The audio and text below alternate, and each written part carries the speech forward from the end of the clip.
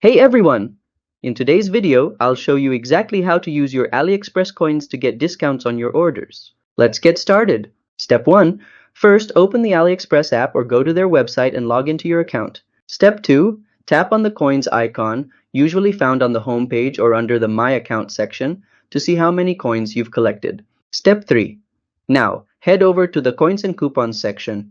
This is where you can exchange your coins for discount coupons. Step 4. Use your coins to redeem discount coupons. For example, 100 coins might get you a $1 discount. The offers change often, so pick one that works best for your next order. Step 5.